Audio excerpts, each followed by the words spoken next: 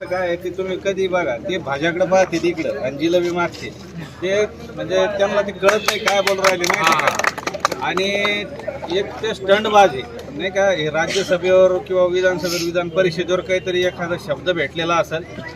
तुम्ही आजपर्यंत बघा साहेब जे वकील असतील या वकिलांना सर्व धर्म निरपेक्ष राहिलं पाहिजे. असं कुठल्याही एका जातीत आज तुम्ही बघा त्या ज्या सदावर्ते त्यांनी कुठल्या दुसऱ्या जातीच्या विरोधात कधी याचिका टाकली का, कधी स्टेटमेंट असतं का.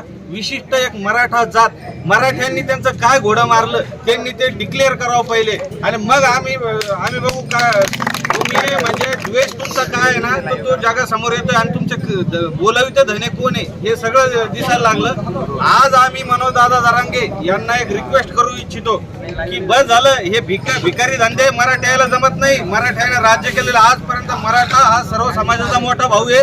मराठा हा देत आलेला आहे. ज्या वेळेस आरक्षण दिलं जात होतं त्यावेळेस मराठा समाजाने विरोध केला नाही. त्या मराठाने सांगितलं की देऊन टाका. आज तुम्ही बघू शकता 18 पगड जाती आणि 12 बलूत येतात. आज मराठा मुस्लिम एक झालेला आहे, मराठा दलित एक झाला, मराठा ओबीसी एक झाला. म्हणून या राजकारण्याचे धाबेदार आणलेले यांना आता आणि मनोज दादाला एकच विनंती आहे, दादा तुम्ही आता आपला पक्ष काढा. आपलं सरकार आणा. शेतकरी कष्टकरी नोकरदार सगळ्या व्यावसायिक सगळ्यांना न्याय द्या.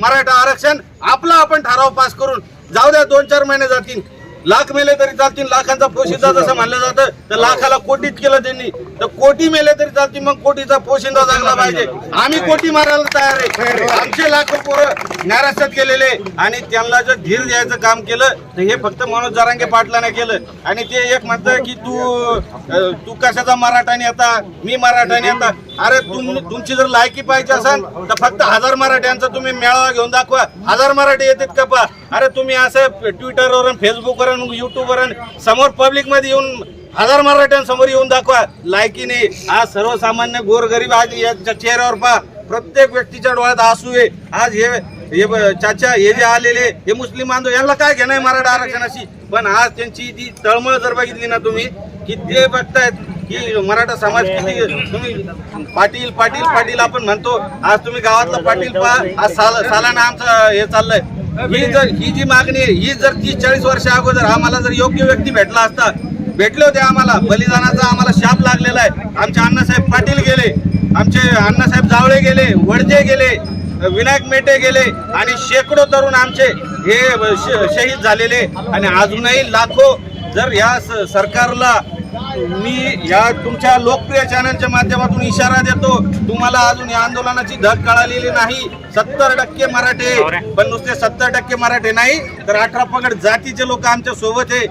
जर तुम्हाला तुमचा गैरसमज झालेला आहे की तुम्ही 15 तारखेचं जे अधिवेशन तुम्ही ठेवलं होतं आणि ते 15 तारखेचं अधिवेशन तुम्ही 20 तारखेवर ढकललं, म्हणजे तुम्हाला माहित होतं मनोज जरांगे अजून 1-2 दिवस जगू शकत नाही. तुम्ही म्हणजे त्या मनोज जरांगे पाटलाला मारण्याचा डाव हा रचलेला आहे.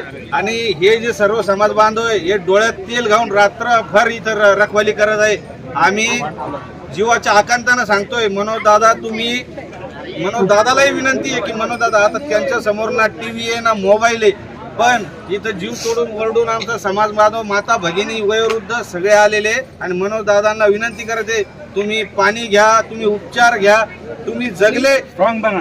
जर फक्त आपलं सरकार राहील, आपल्याला कोणा पुढं भीक मागायचं काम नाही. आज शेतकऱ्यांचे प्रश्न आहे दादा. तुमच्यासारखा न मॅनेज होणारा व्यक्ती हे होऊ शकतो. एक मराठा काही आरामखोर म्हणतात की हे वाशीला गेले, मुंबईला गेले, मॅनेज झाले, यांना गुलाल उधळला. यांना काय कळणार गुलाल उधळला. कुठलाही अध्यादेश किंवा कायदा बनवायचा असला, हे काय हिटलरशाही आहे का इथं. कुठलाही कायदा बनवला तर त्याला टाइम द्यावा लागतो. तसंच मनोज दादांनी स्वतः मुख्यमंत्री जिथं आले होते त्यांनी अध्यादेश दिला, आम्ही हे करणार. ती तारीख जसं 15-16 तारखेचा यांनी घोळ घातला.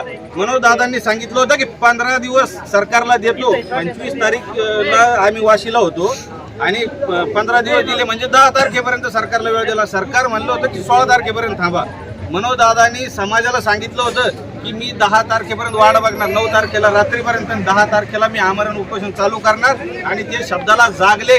ते आमरण उपोषणाला बसलेले. काही लोकांचं म्हणणं आहे अधिवेशन होऊ द्यायचं होतं मग बसायचं होतं. अरे त्या व्यक्तीने शब्दा खातीर म्हणजे तुम्ही जे ट्रोल करू राहिले ना, जे 1500 जिंकणारे आणि मनोज दादा जरांगेचं तुम्हाला सांगतो, अरे पंढरीच्या पांडुरंगाला आपण जर गेलो तर 10,000 रुपये आपण दानपेटीत टाकत नाही, पण पानफुल घेतो 10 रुपयाचं. आज आमचा 6 कोटी मराठा समाज आहे. आम्ही जर 10,000 रुपये जमा केले तर आम्ही आमच्या दादाला हे देऊ शकतो. मनोज दादाला असे किती ऑफर आले असतील आमदार खासदार. अरे हे अमेरिकेचा राष्ट्राध्यक्ष जो बायडन आहे त्याच्यापेक्षा जास्त पॉप्युलरिटी आमच्या मनोज जरांगे पाटलाची आहे. घरची चटणी भाकर घेऊन इतर रात्रभर उघड्यावर झोपून आमचा समाज बांधव मनोज दादा जरांगे यांना पाठिंबा द्यायला आलेला आहे. तुम्ही आज किंवा उद्या जर निर्णय घेतला नाही तर समाजाच्या भावना इतक्या तीव्र झालेल्या आहे. पण लढा शांततेचा आहे. मनोज दादांनी सांगितलेलं आहे, मनोज दादा कुठल्याही हिंसक प्रवृत्तीचं समर्थन करत नाही, म्हणून समाज बांधव शांत आहे, पण शंड नाही. तुम्हाला एक इशारा देतो, आज किंवा उद्या निर्णय घ्या, नाही तर 2 दिवसानंतर या सर्वसामान्य मराठ्यांना मनोज दादा जरांगेही रोखू शकत नाही. तर मी तुम्हाला अजूनही विनंती करतो की तुम्ही महाराष्ट्राचं वातावरण खवू देऊ